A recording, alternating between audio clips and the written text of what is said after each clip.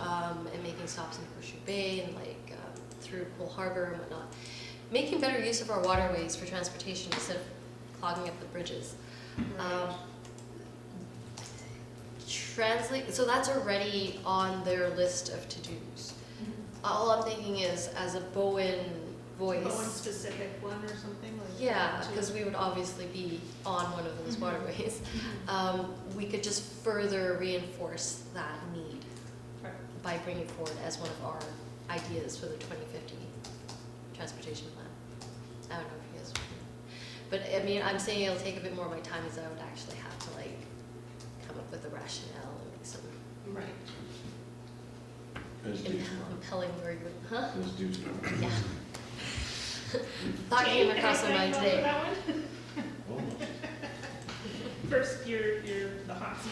Yeah. First But meeting it's hot on seat. their, it is on their list already. Yeah. It was just, I was just Something thinking, with more ideas that are Bowen specific. yeah, we can further support that idea. Okay. Do you guys like that idea? Mhm. Support it? The waterways? Yeah. I'm sorry, what's the, For support. I know. Even there's low muttering. We discussed a couple of meetings ago just the inefficiency of water transport. I mean, just thinking of the water taxi proposal, which is great, but from a carbon footprint standpoint, it's probably huge, right? And thinking of connecting Squamish by water compared to bus, airport by water compared to bus and SkyTrain. I just don't know if it aligns. Like, I think efficiency and fuel efficiency don't always line up, so I'm not sure if we want to. I guess it's worth studying. It could be interesting to find out. Yeah, not enough time for me to do that. Yeah. Is there anybody that would like to do a little bit of research for Emma? For tomorrow? No, when would you need something like that? Well, Literally, would you need it tomorrow? 'Cause then, yeah, Okay. it is pretty late in the game. okay, then Yeah. probably, But Where's can Brandon? we be a comment saying, look, we support the marine waterway Feasibility study. feasibility study It could. with an attention to carbon footprint? Because there is new technology that's coming out that's gonna, like, it's just been hidden in a cabinet. They're like, oh, here you go, here's the new water engine. It's true. And also ridership. If there's enough people on these passenger ferries, I mean, a lot of Scandinavian countries Yeah. do it all the time. It's just that the intent of this call for ideas was for new ideas. What they were looking for was innovative, new mobility, blah, blah, blah. So this is Drones. Translate drones. he is yeah. picking us up like.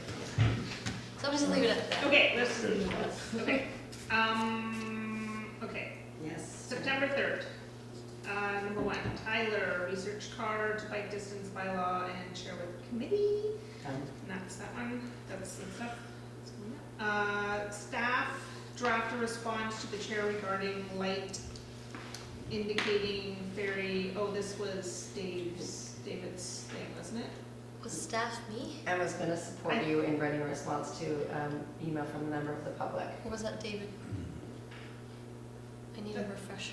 Yeah, no, that was the one where they wanted to have a light at by the pub to show. I think that was No, the- up by the picnic tables Oh, where you yeah. use Oh, it's supposed to be visibility. picnic Yeah. Yeah. And you had It's not cost, ringing a bell too much.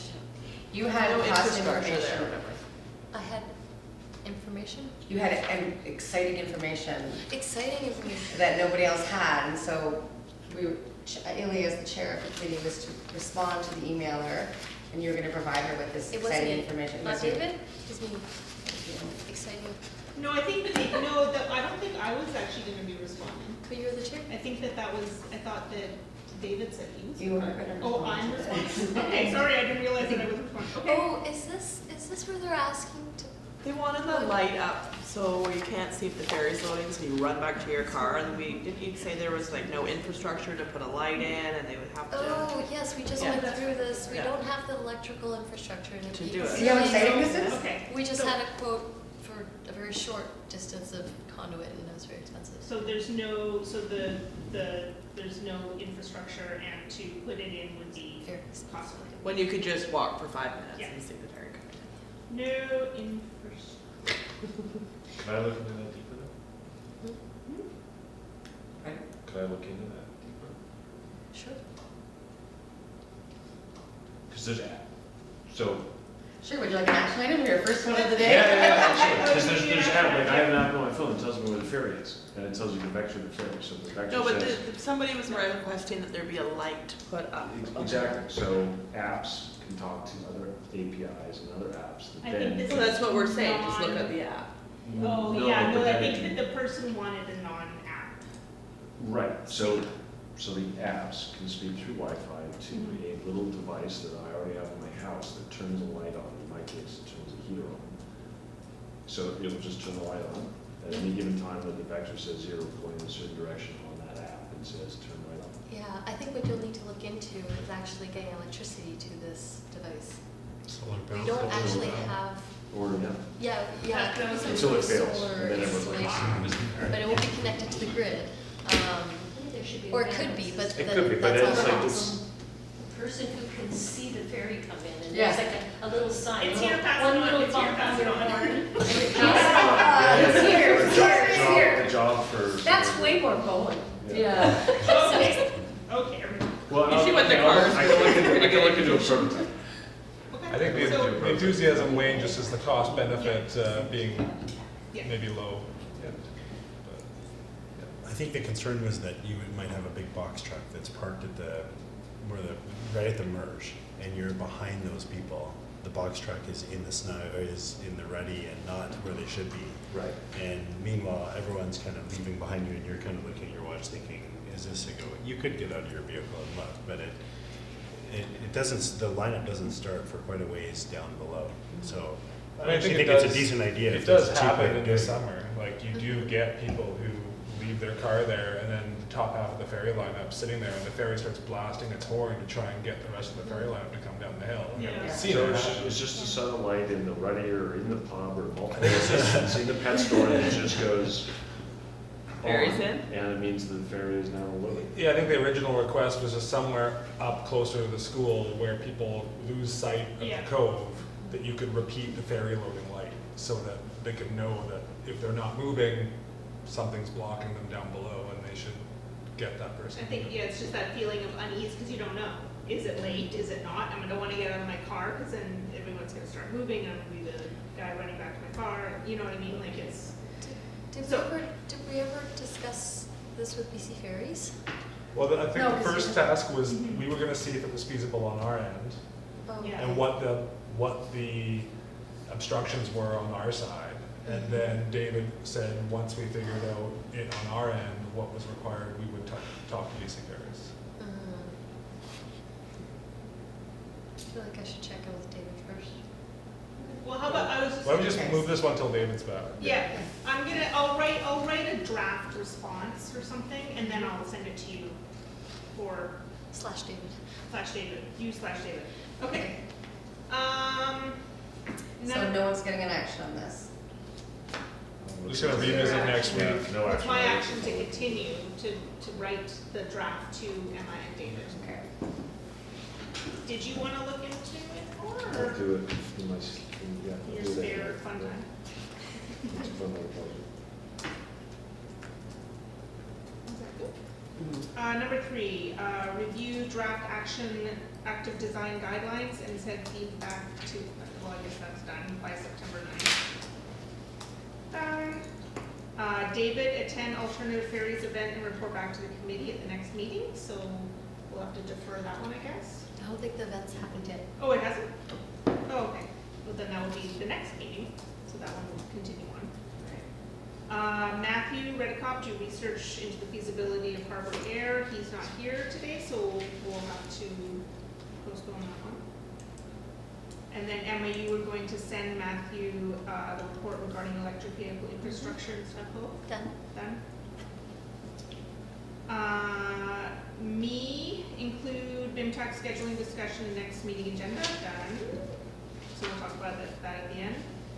Emma, follow up with TransLink regarding assured bus transportation for people with disabilities. Did this. Thank you for the reminder stuff.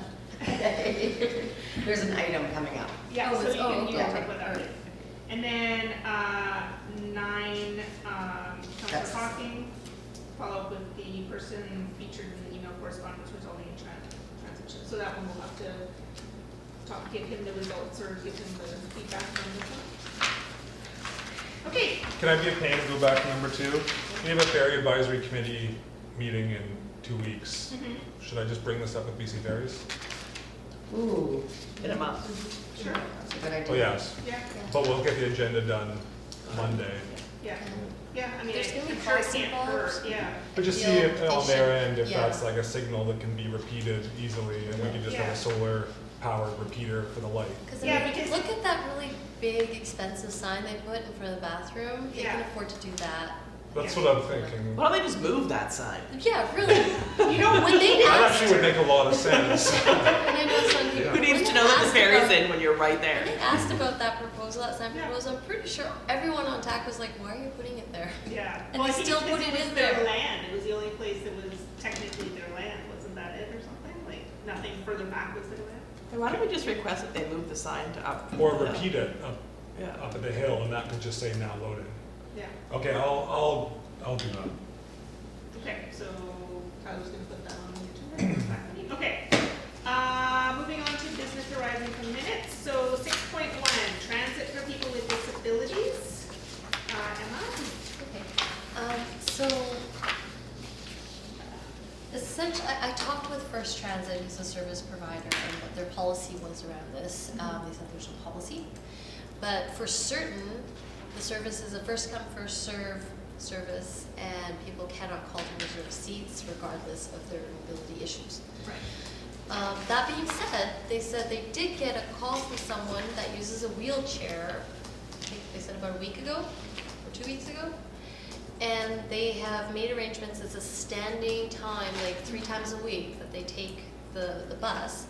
And the bus driver has been informed, so they called First Transit, and First Transit coordinates with the driver for those runs, letting them know there will be someone with a wheelchair that needs to board the bus, and the bus driver tries to go early or makes preparations to ensure they have enough time to load this person. It's just to give them a heads up, Yeah, essentially. yeah, I don't know if this is the same person that wrote Right. the letter right, or the complaint, because they said when they first called First Transit, they got the number from the bus driver. One right. of the bus drivers gave them the First Transit number, and they were very disgruntled. The bus driver. No, the person Oh, the calling person. Oh, when they okay. first called. But they're very happy with the arrangement now. Right, They still don't have a reserved seat, but they feel that they're taken care of, you know. I don't think they've encountered an overload or anything, so they haven't been Right. left behind like it was in the letter. Was there a question about whether you're allowed to stand on the transit buses or? Yes. So, it's a 20 seater, 20 seats on the shuttle, and there's room for 4 people to stand, and they're allowed to stand under the provincial legislation. But there's only room for them to safely stand if there's no wheelchair. oh, so That's, it's they either, can't stand in the aisle. They can't stand in the aisle. And the person I talked to, I mean, it was just one of the suggestions. I'm like, you know, they do it in the city buses all the time. If the wheelchair section is full, people get out of their seats and they stand and right, squish in the aisle, whatever. And he's like, well, technically, you're not allowed to on the shuttle, because the standing area is Is where the shut- is the this wheelchair wheelchair. goes. And then he was like, it happens. Yeah, but it's, yeah, technically legally not allowed. This also ran into the letter that, are we discussing the letter about the overloads in the summer? Oh, That came in Yeah, I read that. recently, yeah.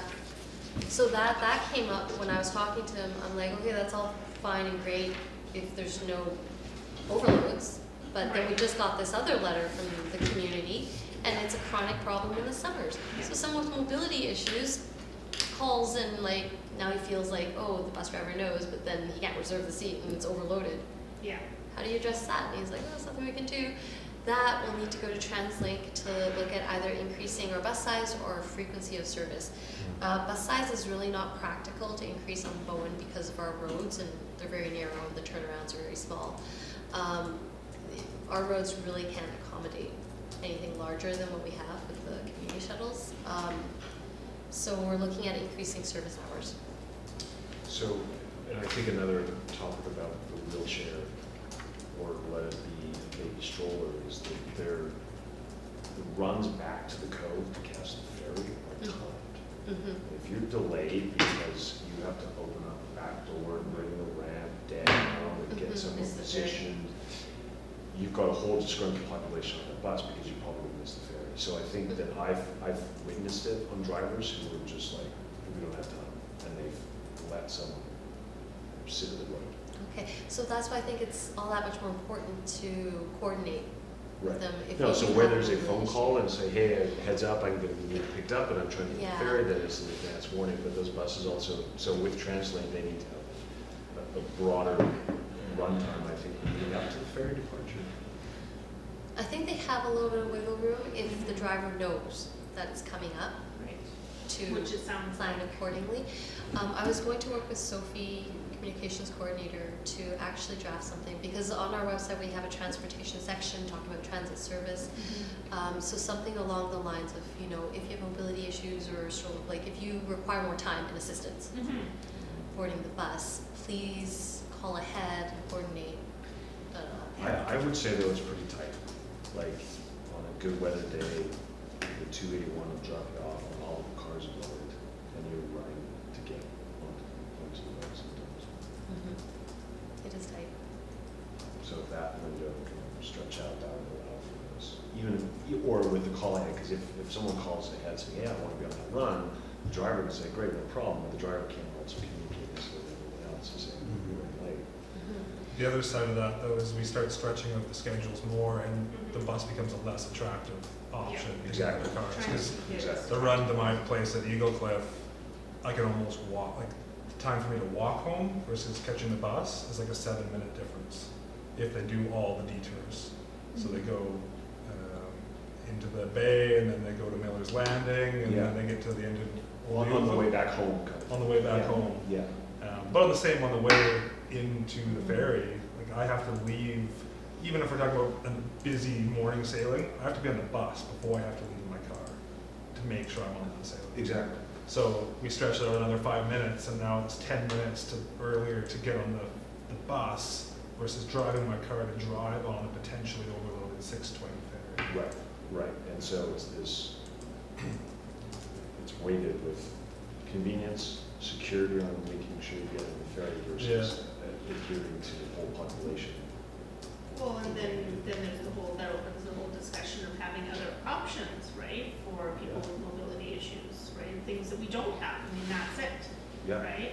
Private vehicle or, you know, the bus, that's it, and for one person, right? So with, you know, wheelchair sort of accessibility sort of issue, right? So, like, there's no handy dart, there's nothing like that here, so we need to make sure that we're thinking about everybody, but within the you know, we can't do everything at the same time. Is there enough, there's not enough time to do 2 runs on either branch in one ferry meetup, is there? The Eagle Cliff, Could probably. if they didn't make all the detours. Just not the blue water, I guess. Definitely not the blue water. I'm just wondering if there was a possibility to open up the policy when it's the summer and we're dealing with an overload. If they left people behind, if they had time to go back and just do another partial run to try and get those people where they're going. If First Transit could do that by policy, just the driver knows that they just left a bunch of people on the road because they were full, they're obviously going to be potentially faster on the way to the destination because they're not picking up people anymore. And if those people start to walk. Yeah, if they could let Gets you people as far off, as the building center. just go drop off and then turn around and do another half run to try and keep up with the demand for the cost of a little bit more diesel. They're not going to do it, but we can ask. That would run into the service hours. Why wouldn't they for the service hours? Because they have a set number of hours, and when they're running, that's the service hours. For the Eagle Cliff run, they stop Yeah, and they sit there. I don't know where they go. 20 They minutes. sit and only with they sit by my garden. Yeah, so that's not counted, but if they're gonna go and run another half run, instead of sitting, But- those are service hours. But they must pay their drivers to sit there. I don't know how it works. That's very I strange. don't know how it works. But yeah, it's, That could maybe be their breaks. It's their potty breaks, they don't get it on the 280, only on the 281. That's why it's so come back and sit there. yeah, but There's they're little very telehouse. strict service hours. We can play with the hours, we can't, I mean, we can request for schedule changes and whatnot, using the existing hours. But whenever we get into the area of increasing service hours, it's a huge process. So, okay, so they're not counting the idle time as working time in however they imagine this. Yeah, Just, the letter makes reference not to the wheelchair, but just having a seat for someone that has mobility challenges. Right. And it seems like the courteous thing to do is just to let, it seems a little bit, not the right way of going about it to have a designated seat all the time, but just common courtesy is when you see someone who has a cane or some sort of walking device, to give them your seat and go to the back of the bus to the wheelchair area and stand for 10 minutes. So I think this letter is Do quite you different think than what we're anybody on talking board would about. do that though? I just wonder if this letter is one instance, and it was really unfortunate that none of the 20 people in the seats provided a seat. It seems unusual. But it would be interesting that the bus driver wasn't able to have that say, like, you know. but also we don't know if they had a wheelchair or not. David Right. was going to follow up on this letter for more Right. details. Right. That's why I'm saying I don't know if the person who actually ended up calling First Transit Well, might this have is, Or been that person. no, this is definitely somebody saying somebody with disabilities had, so this is not the person that had. No, like, but I mean the yeah. person they're referring to. Oh, okay. and I think this too, maybe they couldn't even get on the bus to begin with. Couldn't get It on the sounds bus, like, so right, they the wanted bus to- was already full, Yeah. and someone would have had to get off the bus for that person to come back on. It's translate policy, I guess. But it goes back to your point about more frequency, jury needs some Yeah. months, that's the default. Yeah. And it's great that we have a backup bus that's on Bowen all the time for the occasions when the buses go down. But if we're talking about supplemental service, I think Bowen Islanders would be okay with once in a while not having that backup bus. Like the extra run bus isn't working today because the regular run bus is broken. Can they make use of that and possibly that increases the service hours as well, I guess, right? It does, but also their policy requires them to have a backup shuttle sitting there. But why have a backup? Like, because I think people would understand that this one day, because the rare event has happened that the Bowen bus is down, one of the regular one is down. Sorry, this day only, we can't run the extra bus. Well, it sounds like the real issue is just a massive increase in service hours. Yeah. Yeah. Do you That know what I is, and mean? during Like, the the summer. policy doesn't seem to make sense because you're having a policy for a backup bus that's only in use for a couple of runs a day. I ran into that too with the whole pilot program they have for the on-demand bus, because I was part of the alpha and beta program, and I talked to TransLink a lot, and I was like, look, you've got a third bus on the island. Just have that one bus be this on-demand that spins around, and leave the other two bus routes protected. And I got their policy legislation of the rules around having spare parts on island like that. It's like the same thing with airplanes. Like there's always a 737 sitting in some hangar for Right. delays and things like that. Things, So it was one I couldn't believe out. But then they showed up with 2 white buses, and that was good. So, Okay.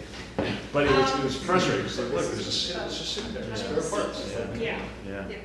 having seat designated. Well, so what should we, so this, Should be empty. yeah, this is, so it's 2 separate, you know, because if it's a wheelchair issue, as you're saying, if it's a wheelchair issue, or if it's a seat in the front kind of thing issue. So do they don't have any sort of policy of giving up a seat for, or having, is there like a sign that says, give up your seat if somebody is disabled? You know, that's how the city buses are all I like think there that. is. I think there is. But In the the front, person isn't even on the bus. Yeah. The disabled person isn't on the Right. bus. it's full. So Full. that's the thing. So you'd have to just say leave it empty. Right, but you can't necessarily do that either, no. I don't think. Okay. Driver. So what would be our next, we need to maybe think about, we're already a little bit behind here in the meeting. Well, how do you guys feel about drafting some public communications around, you know, notifying TransLink Yeah. if you need some more time? I think that's good. Now, also remember when I was trying to call to see if they had wheelchair accessibility and I couldn't get through forever. So I think that that's something to look at how you can actually get through, not to the driver. Like it's one thing. It would be also- to First Transit. Oh, okay, so that's it. So I have Okay. the number. Okay, perfect. I get through, but I don't know how consistent it is. Right. That's the number the other person, the wheelchair person got through on. Right. Yeah, so I So that was my use that problem. one. Okay. Do we have statistics about the increase in tourism over here? Because that would be. I remember seeing fuel. some numbers, That it would be good was fuel a to say, lot. like, per year, that, you know, the CAGR is saying like, you know, 7% Yeah, per year. we have the numbers from the visitor center, Yeah. but there was something about how they collected the number. It was a huge increase. Yeah. Like, So the last update from the ferry meeting was that BC Ferries is likely able to provide us foot traffic that used an experience card versus that would be good. traffic that doesn't. Mhm. And the Tourism Bowen is hoping to get this information, but right now they don't have it. Well, and then in the summer particularly, there were issues where I know that the tourism Bowen were encouraging people to take the bus, like a tour bus. Yes. So they weren't actually getting off at a destination, they were just staying on it, and coming back to the. And they were being encouraged. Yeah. And they drove the drivers nuts. They almost started with fist fights. Oh, yeah. Yeah. So that's not really, you know, I mean, it's one of those things, right? Like, Mhm. it's great, like, this is sort of an issue, like, I think one of the problems, or one of the issues with people being upset about tourism is that it's great, but we need the infrastructure. Like, if we're gonna send people around the island, then we need to be able to do that, right? So anyway, that's a whole other, Has anyone gotten back to sign? I think this was, David was gonna do that one. Or He said he thought he knew who it was, what they were talking about, he was Yeah, gonna he reach was out, gonna get some reach further out, information. yeah, Okay, so, been looked after. should I contact her? Sure. Okay. And let's say that that'd be the communications piece. Respond. We'll talk to David. David Yeah. was talking about the last letter, the wheelchair letter. This one just came in since our last meeting, right? No, this is August 23rd. This is, Oh, I just okay. reposted it Oh, okay, onto never this agenda because there were 2 actions associated with it and discussion associated with it, so it's August. Yeah. Okay. All right, email dated, get rid of that. Tyler, Kate, we were asking about, we're talking about safe passing laws, the fact that there are none. And I jogged my memory that a city had passed a municipal bylaw. So I think we've got some information. On page 11, it's the actual bylaw, and this was from Calgary, and it's pretty new. It's the second page, last item, passing cyclists, 41.3. And it's a common, leave 1 meter between a motor vehicle and the bicycle if the motor vehicle is traveling at a speed of 60 kilometers per hour or less, which would be all of Bowen. 1 meter. 1 meter. I would say 2. Well, you won't have any. That's cheap. Feet. That's, That's you're the so opposite. no, less than, so 160 or less is 1, over 60 is 1.5. meters. Right. Anyways, So that's the only number those are the only numbers that you'll find anywhere, is 1 and 1.5 meters for the 2. But we don't have that, so that is an option that Bowen could go. There's also, I like all the pictures. So on signage, then it would show a cyclist and a car with aligned arrows with 1.5 meters? This one, like That kind of this thing? right here. Right. Yes, exactly. But just the word, yeah, passing over something safely is. Right, so, and so Calgary had a kind of an information package on this bylaw change, and that's the next document attached. They also have some information here on sidewalks and electric mobility scooters and whatnot. It's not directly applicable to that. And then the last one on page 23 is from, what are they called? I think I got this off the Hub website. And they've been trying to get a provincial safe passing law for a long time. And I don't believe anybody has committed to it, and I'm not sure what the deal is there. But yeah, they've been advocating for this for multiple governments in BC. So is this something that Bowen, so the Bowen municipality would potentially look to create their own bylaws with this as like a template, maybe?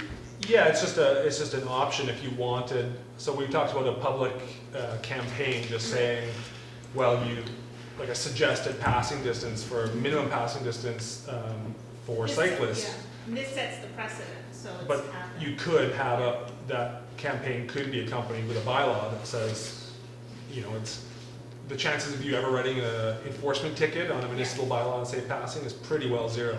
But at least you're saying you fully stand behind the idea that this is the societal norm, that you should be giving this much space, and if you can't give this much space, then you should wait until you can.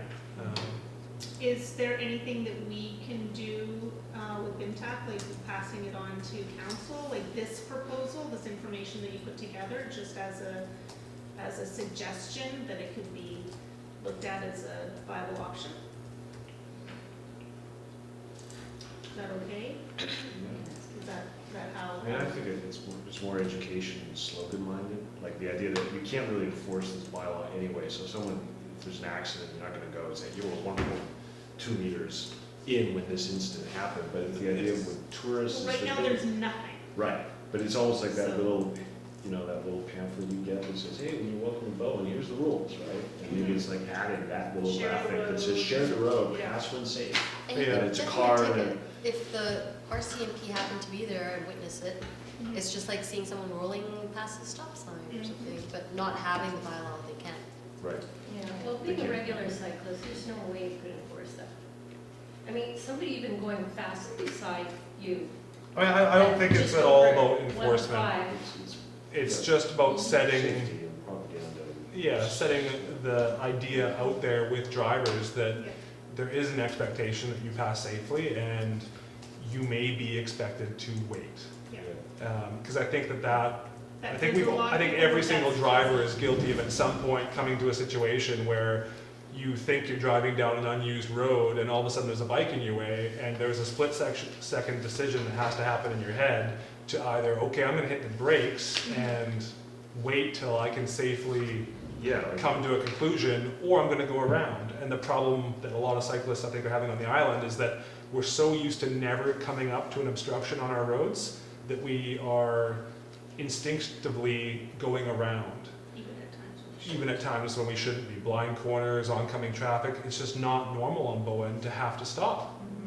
And if we just try and promote the idea that if there's a bike there, one of the first things you should be thinking of is if there's not enough room to leave 1.5 meters, I should be slowing down and waiting till there's a safe moment to pass. So it would just be part of an education campaign Yeah. more than So anything. how many signs would we have across the island, I mean, on the various routes? I think the idea we talked about before was maybe even just one spot that had a very prominent display, like even a road marking that illustrated what 1 meter beside a cyclist would look like, Right. with a sign saying that either Maybe this is a around the recommended school or safe, something. this is the recommended safe passing distance, or if there was a bylaw, you could say it was the law. But I think the idea of the bylaw only came because we were talking about, when you say leave 1 meter safe passing distance, it's the law. Sure sounds a lot better than leave 1 meter safe passing distance. Yeah. If you kind of want it. That's what we like you to do. I like the signage here which just says pass cyclists safely. You Yeah. Yeah. have to bring the law to. That being said though, the transportation plan is asking for speed reduction next year. That's the project that I got Vision Zero funding on, so this is Vision Zero. And it involves some amendments to our traffic and use of streets bylaw to establish our current speed limits, which so we're making amendments to that bylaw anyways. I don't know if you guys want to make a recommendation to council, like whereas we're already doing this for improving road safety, and part of that project is also implementing traffic calming, a program, a criteria for evaluation and different measures suitable for Bowen. This could be one of the amendments to the bylaw as part of that project for speed reduction. Should we do a motion for? The only thing I haven't Tackle that? looked at, but I'm sure, I didn't compare the section of the Motor Vehicle Act from BC to Alberta as to whether they had more or less rights to enact change. But I know from memory, I know there's a spot in the BC Motor Vehicle Act that allows municipalities the power that we obviously have to set our speed limits and whatnot. And I imagine that's all Calgary used to. And I would have to look into it and run it by our legal counsel, so, but I mean, it's, When is the other thing happening, where you're gonna be potentially doing any of those changes? well, I'm supposed to spend the funds this year, so Okay, so it does I've need done to a rough happen. inventory of what we need. Right, We'll be making a big sign purchase before end of year. But the bylaws and all that stuff is on my to-do for next year. so should we say something like, whereas the, Well, I think The streets bylaw is undergoing a review. the best timing for the whole thing would be for the bike to school week in Right. the spring. but we Is that when can, that is? but for just looking at the potential, that for the publicity part, yes, Yeah. but for the potential bylaw part of it, that maybe should happen when this is happening, right? If that's an option, what do you think? And then it's really promoted at that time. Yeah, That sound okay? Right. So, Whereas the traffic and use of streets bylaw is undergoing a review.